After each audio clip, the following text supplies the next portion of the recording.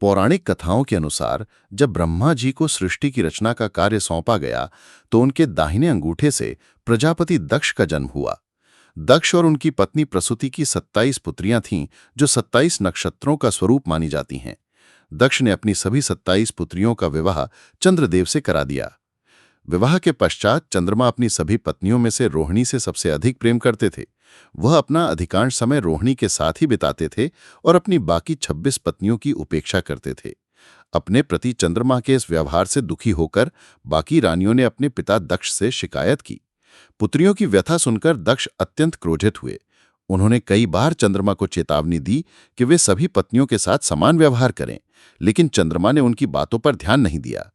अंततः क्रोध में आकर दक्ष ने चंद्रमा को श्राप दिया कि उनका तेज धीरे धीरे समाप्त हो जाएगा और वे क्षय रोग से ग्रस्त होकर खत्म हो जाएंगे। दक्ष का श्राप तुरंत प्रभावी हो गया और चंद्रमा का तेज घटने लगा। इससे सभी देवी देवता चिंतित हो गए। भयभीत चंद्रदेव ने अन्य देवताओं से सहायता मांगी, जिन्होंने उन्हें भगवान शिव की शरण में जाने की सलाह दी। तब चंद्रमा के कष्ट को दूर करने हेतु सभी ऋषिगण प्रभास क्षेत्र वर्तमान सोमनाथ में समुद्र के किनारे एकत्रित हुए। उन्होंने चंद्रमा के जीवन की रक्षा के लिए भगवान शिव का ध्यान करते हुए महामृत्युंजय मंत्र का जाप आरंभ किया।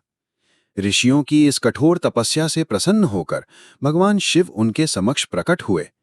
शिव ने ऋषियों से कहा, मैं दक्ष के श्राप को पूरी तरह से समाप्त तो नहीं कर सकता, क्योंकि चंद्रमा का अपराध अक्षम्य है, लेकिन मैं आपके तप के कारण इसके प्रभाव को अवश्य कम कर सकता हूं। भगवान शिव ने वरदान दिया, तुम हर 15 दिन में धीरे धीरे क्षीण अवश्य होगे, लेकिन उसके बाद अगले 15 दिनों में तुम पुनः अपने पूर्ण स्वरूप को प्राप्त कर लोगे।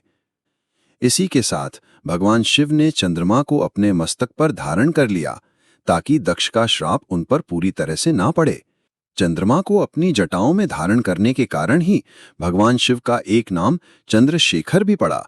इस प्रकार भगवान शिव की कृपा से आज भी चंद्रमा आकाश में अपनी कलाओं से घटते बढ़ते रहते हैं।